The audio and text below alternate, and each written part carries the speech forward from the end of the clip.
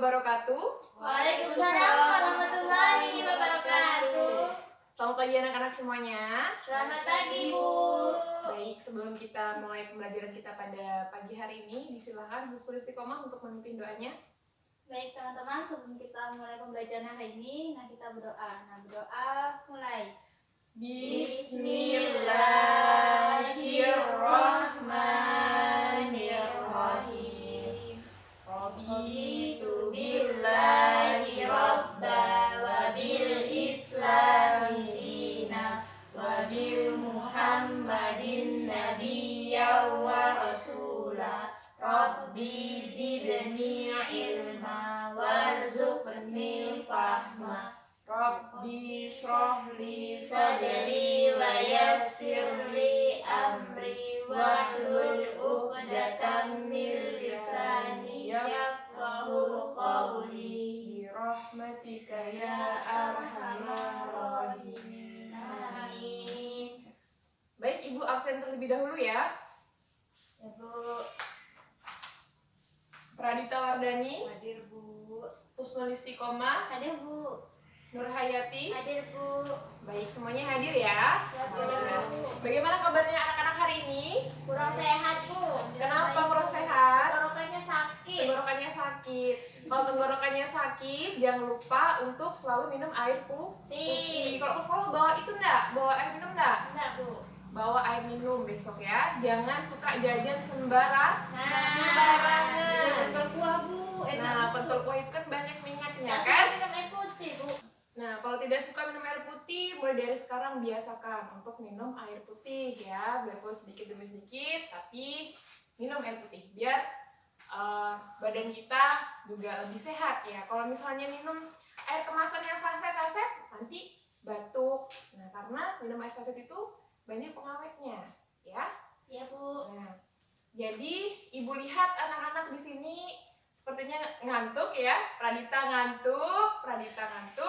Nah, jadi biar tidak ngantuk, coba anak-anak semuanya berdiri. Ayo, kita senam dulu.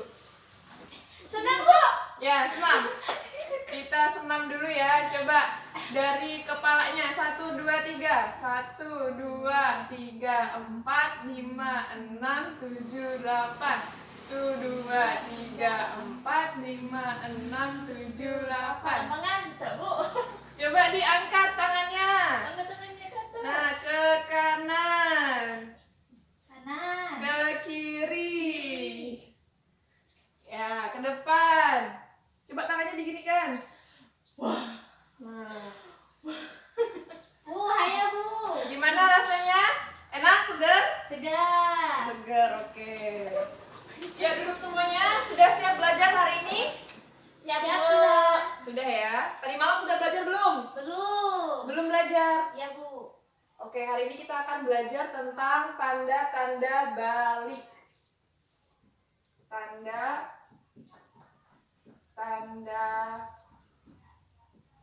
balik. Nah, sekarang hari ini kita akan belajar tentang tanda-tanda balik. Coba balik itu apa ya, Husnul? Balik itu tak sampai usia seseorang menuju dewasa, Bu. Ya, balik itu secara bahasa itu dari bahasa Arab yaitu Gholaba. Artinya apa, Haya? Sampai. Artinya sampai. Nah, jadi balik itu dia diambil dari bahasa Arab, artinya gholaba yang artinya sampai. Secara istilah apa balik itu? Balik secara istilah artinya adalah usia seseorang yang telah menuju kedewasaan. Jadi, nah, Ibu mau nanya sama anak-anak sekalian di sini nih. Pradita sudah haid atau belum? Sudah, Bu. Sudah haid. Kalau Husnul Istiqomah sudah haid? Belum. Nurhayati sudah haid belum? Masih kecil, Bu. Belum haid? Ya. Nah, jadi kalau misalnya sudah haid, berarti orang itu harus menjalankan kewajiban syariat. Ya, kalau tidak menjalankan kewajiban syariat apa? Dosa. Kewajiban syariat apa? Seperti apa, Pradita? Kewajiban sudah melaksanakan sholat, sholat 5 waktu. Kemudian apa lagi Husnul? puasa, Puasa. Puasa bulan Ramadan. Apa lagi Haya? Membayar zakat fitrah. Ya. Nah itu merupakan kewajiban seorang muslim. Kalau ditinggalkan apa jadinya? Dosa. Akan dosa. Balik berarti apa? Sampai. Sampai. Secara istilah tadi apa? Coba sebutin Husnul. Telah sampai usia seseorang menuju kedewasaan, Bu. Ya, telah sampainya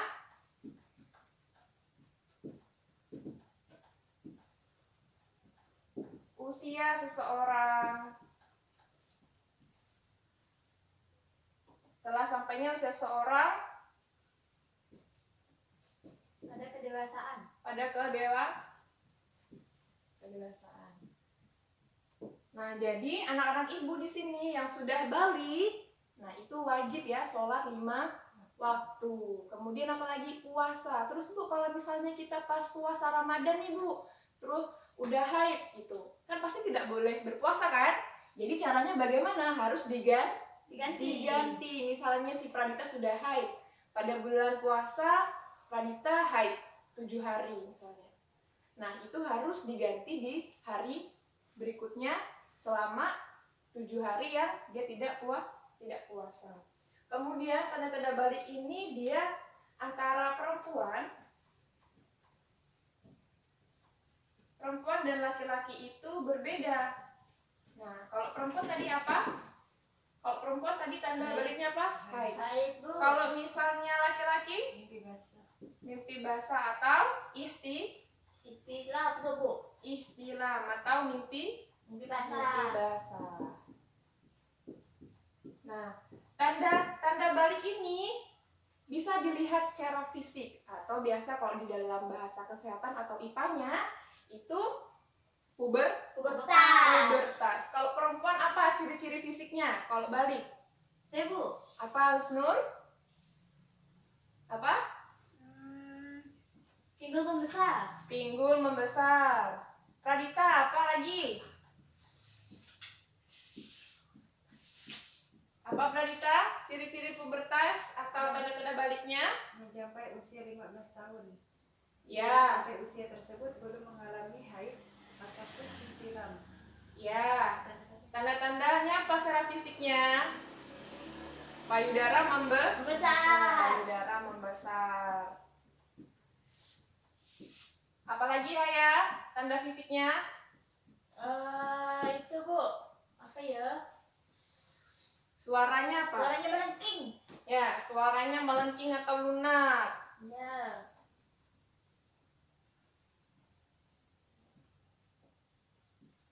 Nah, kalau misalnya laki-laki apa?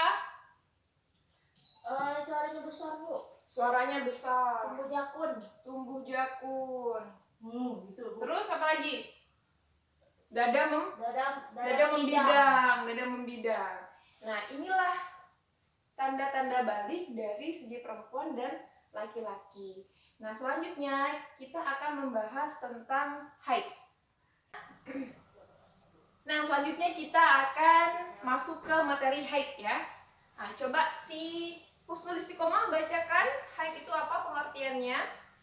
Nah, pengertian haid secara bahasa, haid artinya aliran atau sesuatu yang mengalir. Sedangkan secara istilah, haid adalah darah yang keluar dari rahim seorang wanita pada waktu-waktu tertentu yang bukan disebabkan oleh suatu penyakit atau melahirkan. Nah, warna darah haid itu biasanya merah kehitaman dan agak kental, Bu.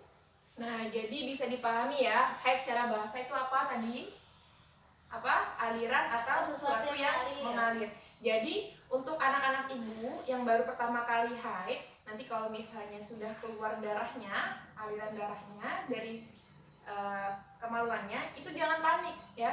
Jangan, ini apa nih? Jangan panik. Itu namanya darah haid. Nah, itu bukan disebabkan oleh penyakit, tapi justru kalau misalnya anak ibu sudah mencapai umurnya, kalau belum haid, nah itu baru dipertanyakan, baru dikonsultasikan oleh dokter. Biasanya umurnya berapa kalau misalnya batas minimal usia anak perempuan haid? Umur berapa? 11 ke 12 gitu, Bu. 9 tahun. Oh, Nah, sekarang 9 tahun itu anak-anak sudah mulai haid. Ya, sudah bisa dipahami dari sini? Sudah? Ya. Kalau misalnya haid, ibu pesan sama kalian, kalau sudah haid, itu sudah harus bersihkan dalamannya sendiri. Harus dibersihkan secara bersih, benar-benar bersih. Jangan sampai ada darah atau percikan yang masih tersisa di dalamannya. Kalau misalnya masih tersisa, nah itu akan menyebabkan penyakit. Makanya harus bisa membersihkan dengan benar-benar bersih. Dan untuk pembalutnya itu juga jangan membuang sembarangan, ya, tidak boleh membuang sembarangan. Harus dicuci juga dengan sampai bersih, kemudian dimasukkan ke plastik warna hitam, baru dimasukkan ke tong sampah. Jangan ceplung. Jangan asal membuang, tidak baik ya. Nah, kemudian dibaca Pradita waktu terjadinya haid. Waktu terjadinya haid, apakah kamu tahu lama waktu haid? Waktu minimal haid adalah sehari semalam. Umumnya haid terjadi selama 6 sampai 7 hari dan maksimal lama waktu haid adalah 15 atau 15 malam. Sementara itu, waktu minimal suci antara dua haid adalah 15 atau 15 malam. Selain itu, usia wanita yang haid minimal 9 tahun sampai ia menopause sekitar 50 tahun. Nah, melihat ketentuan waktu haid seperti di atas, jika ada seorang perempuan yang mengeluarkan darah dari kemaluannya dalam waktu kurang dari 24 jam atau lebih dari 15 atau 15 malam, maka darah yang keluar tidak bisa disebut darah haid. Begitu juga jika seorang wanita yang suci dari haid belum mencapai 15 hari namun sudah mengeluarkan darah kembali, maka darah tersebut juga tidak bisa disebut darah haid. Lalu jika darah tersebut tidak bisa disebut sebagai darah haid, maka disebut darah apa? Darah yang keluarnya kurang dari masa minimal haid atau lebih dari masa maksimal. Masa maksimal haid disebut sebagai darah istihadah. Nah, berhenti. Nah, jadi lamanya waktu haid berapa? Maksimal 15 hari. Kalau misalnya 15 hari itu muncul percikan darah, bukan percikan darah ya. Apa yang darahnya biasanya coklat-coklat seperti itu, bukan darah yang deras, itu namanya bukan darah haid, tapi istihadah. Istihadah itu apa? Apa tadi istihadah? Lewat batas, Bu. Lewat batas darah yang keluar dari kemaluan wanita di luar kebiasaan haidnya atau di luar waktu haid serta bukan disebabkan karena melahirkan. Nah, jadi istihadah itu adalah darah yang keluar lebih dari Batas waktu. Jadi itu bukan darah haid ya. Jadi kalian juga sudah boleh bersuci dan melaksanakan sholat. Nah, seperti itu. Nah, terus coba dibacakan si Hayati, hal-hal yang dilarang bagi perempuan yang sedang haid apa saja? Hal-hal yang dilarang bagi perempuan yang sedang haid. Seorang wanita yang sedang haid dikatakan berhadas besar. Oleh karena itu, wanita yang sedang haid dilarang untuk mengerjakan beberapa ibadah. Adapun yang dilarang bagi perempuan yang sedang haid diantaranya adalah 1. Sholat, 2. Puasa. Meskipun wanita yang sedang haid dilarang puasa, namun ia diwajibkan untuk mengkodok puasa wajib yang ia tinggalkan pada hari lain. 3. Tawaf mengelilingi Ka'bah. Meskipun dilarang melaksanakan tawaf, namun wanita yang sedang haid diperbolehkan melaksanakan rangkaian haji yang lain seperti wukuf, sa'i, melempar jumrah, dan lain-lain. 4. Menyentuh mushaf dan membaca Al-Quran. 5. Iktikaf berdiam diri di masjid. Sudah, Bu. Nah, jadi ada 5. Apa saja? Ada 5 yang tidak boleh dilakukan wanita saat haid. Yang pertama apa? Sholat. Pastinya. Kalau lagi haid tidak boleh sholat. Yang kedua puasa. Yang tadi ibu jelaskan di awal, kalau misalnya puasa Ramadan nih misalnya, terus Pradita haid, jadi tidak boleh puasa. Tapi Pradita wajib mengganti puasanya di lain waktu. Yang ketiga tawaf di sekitar Ka'bah. Yang keempat, memegang mushaf dan membaca Al-Quran. Nah, tidak boleh juga. Tapi kalau mendengarkan orang mengaji, Bu, boleh, sangat dianjurkan. Ya, tapi tidak boleh memegang mushaf, apalagi Al-Quran yang murni itu ya. Yang tidak ada terjemahannya, itu tidak boleh. Kalau Dan yang terakhir, boleh ya. ya, yang terakhir ada itikaf. Itikaf itu apa? Berdiam diri di masjid. Tidak boleh. Nah, selanjutnya kita akan masuk ke materi submateri mimpi basah.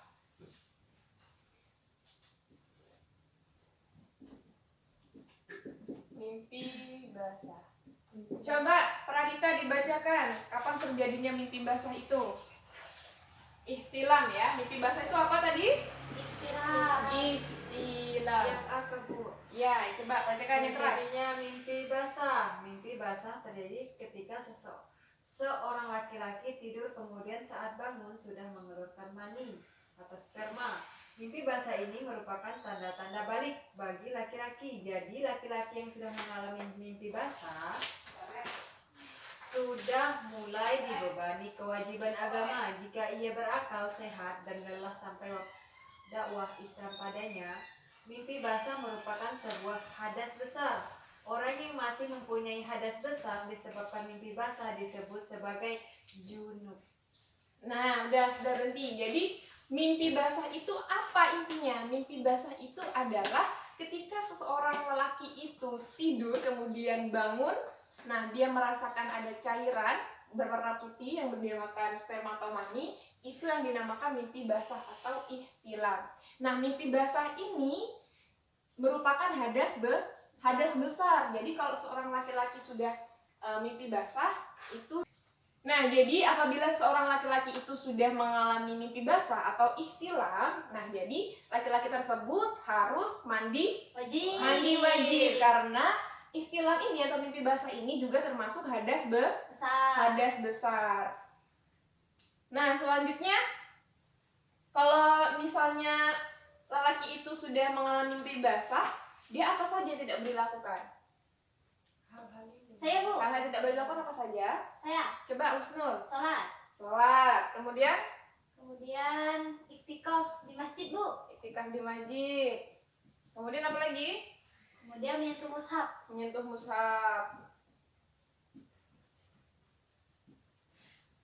Nah, ihtilam ini atau mimpi basah ini beda ya. Kalau beda sama perempuan yang haid. Kalau misalnya haid itu kan 7 hari.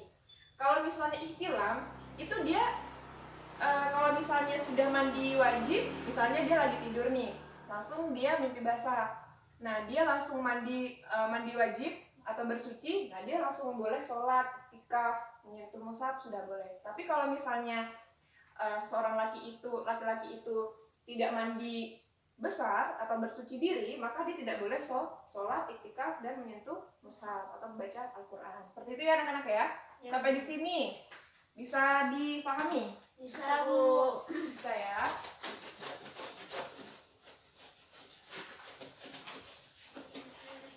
Nah, coba sekarang kalian siapkan alat tulisnya.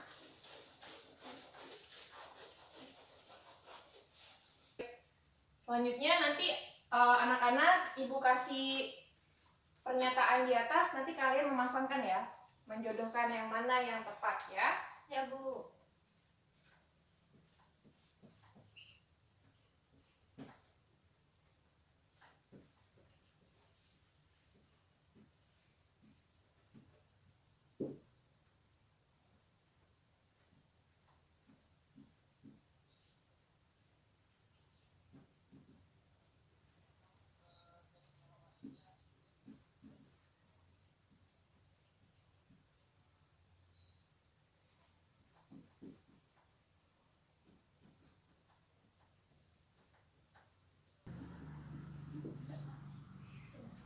Oke, sudah selesai. Siapa yang mau maju ke depan? Yuk, coba Pradita. Nah, nomor 1. Coba yang mana? Orang yang wajib menjalankan syariat namanya? Kalau Bu. Lanjut, husnul istiqomah. Syarat mukalaf apa? Syarat mukalaf. Tanda-tanda balik perempuan.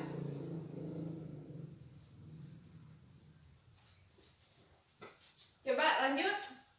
Si Nur Hayati. Nomor 4 dan 5. Usia minimal seorang wanita haid berapa? Oke, 9 tahun. Tidak wajib dikenakan agama. Jauh banget melintangnya Nur Hayati. Coba sekarang kita koreksi bersama-sama ya. Yang pertama, orang yang kewajiban menjalankan syariat itu siapa? Mukallaf. Jadi mukallaf ini adalah orang yang berkewajiban menjalankan kewajiban syariat. Yang kedua, syarat mukallaf apa? Balik. Jadi syarat mukallaf itu harus balik. Syarat mukallaf itu harus balik. Yang ketiga, tanda-tanda balik perempuan? Haid. Oke, betul. Usia minimal seorang wanita haid? 9 tahun. 9 tahun. Oke. Kemudian salah satu orang yang tidak dikenakan kewajiban agama siapa? Orang gila. Nah, jadi orang gila ini tidak diwajibkan untuk menjalankan syariat agama. Ya, sudah? Sampai sini ada pertanyaan? Ada pertanyaan? Tidak ada pertanyaan ya. Ibu rasa kalian sudah paham semuanya. Nah, ini Ibu bagikan lembar kerja untuk kalian kerjakan sekarang. Ibu kasih waktu selama 15 menit untuk kalian mengisinya. Kemudian kalian kumpulkan kembali ke meja Ibu. Ya, cukup ya 15 menit ya? Cukup. Anita, Husnul, Nur Hayati ya. Nah, ya kalian isi ya di situ ya. Di situ ada perintahnya, kalian isi.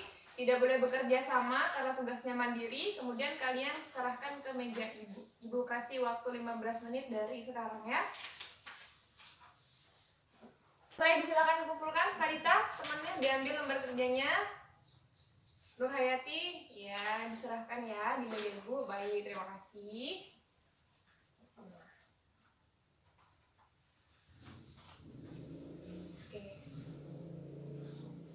Baik anak-anak, jika semuanya sudah selesai, silahkan dikemaskan semua alat tulisnya, tasnya, dipakai semuanya. Kita pulang ya. Nah, jadi penting sekali untuk kalian belajar tentang haid dan tanda-tanda balik ini, karena tanda-tanda balik ini pasti kalian akan mengalaminya nantinya. Jadi Ibu harapkan setelah kalian belajar tentang materi tanda-tanda balik ini, kalian bisa tahu apa yang akan kalian lakukan jika kalian sudah mendapati tanda-tanda balik ini ya. Baik, sebelum pulang disilakan Husnul Istiqomah untuk memimpin doanya. Baiklah teman-teman, sebelum kita pulang, mari kita berdoa. Berdoa mulai. Bismillahirrahmanirrahim. Wal asr innal insana lafi khusr illal ladzina amanu wa amilus solihati wa tawassaw bil haqq wa tawassaw bis sabr. Baik, alhamdulillah alamin, pelajaran kita hari ini sudah selesai. Kita bertemu lagi di pekan yang akan datang untuk materi selanjutnya. Ibu harapkan kalian tetap selalu menjaga kesehatan kalian ya. Dan jangan lupa untuk selalu belajar. Rajinlah belajar. Rajin membaca. Sholat 5 waktunya jangan ketinggalan. Baik, itu saja penyampaian dari Ibu. Apabila ada kekurangan Ibu mohon maaf ya anak-anak. Ibu akhiri. Wassalamualaikum warahmatullahi wabarakatuh. Waalaikumsalam.